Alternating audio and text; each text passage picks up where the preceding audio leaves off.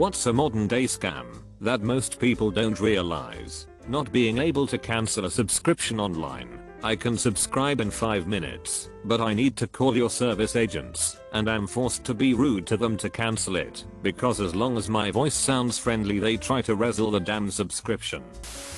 Buying tech devices for premium prices, then still having to pay subscriptions to make them actually do what they are supposed to do. Admin fees for completely automated services. Medical insurance not covering dental or vision. Like, it's all connected. Guys, if you have a badly abscessed tooth, you're likely going to need medical care, even if you have dental that covers the extraction or root canal or whatever.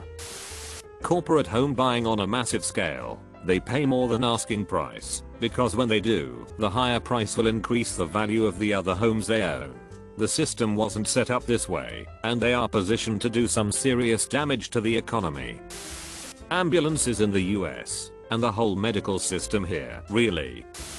Tipping for services in the US, and it's getting worse. It's a way to pay lower wages to employees and expect consumers to pay a surcharge to make up for it. More workers are expecting tips and the expected amount is going up. I travel globally and don't see anything like it anywhere else. So much this, it's a total minefield in America. In the UK a tip isn't expected, but I'll leave a couple of quid if I've had some good service. In America I've found that even the worst of service demands at least 20%, and they are never grateful when they get just that, and tipping expectation for unexpected services too. My first time in New York, I got into Port Authority in Manhattan and was looking to get a cab to my hotel. I get outside, approached by a guy who asks if I'm needing a cab. I say yes. He flags one down for me. We get in and ride off to his face turning raging as the cab pulls away. I turn to the missus and I'm like, what's with him?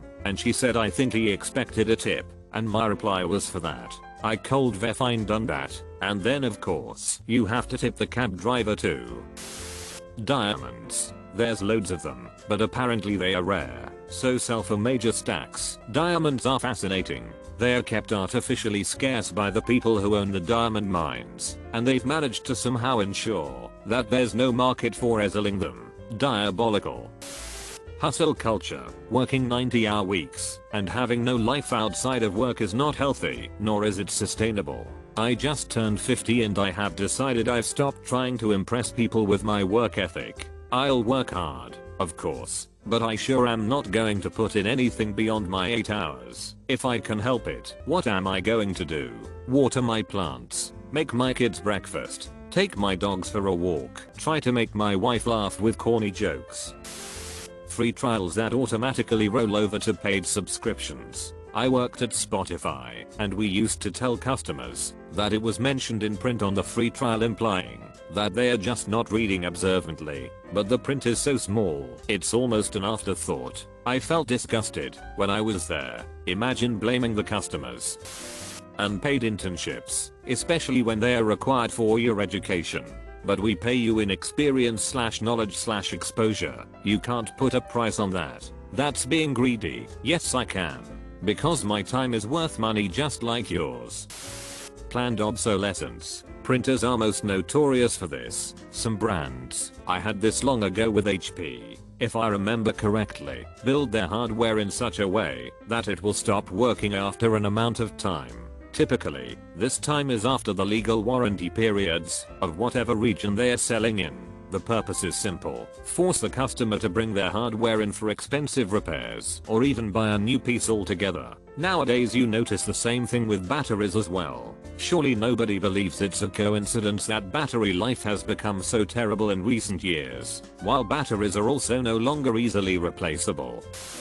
Credit scores. They started in 1989 and are designed to encourage debt. Can't believe it took so long to scroll to find someone saying this. If credit scores are meant to be a measure of how likely I'm to pay off a loan in the future, how come every time I pay off a loan, the score goes down? Surely having many loans already paid in full in my history would be the best sign that I'm a safe bet for future lenders. Oh, but my credit mix isn't as good now, because that matters somehow.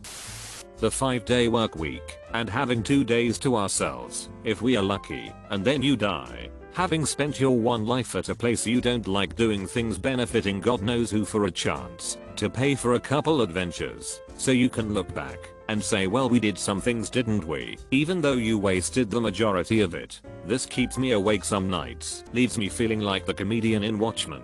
It's a joke. It's all a joke.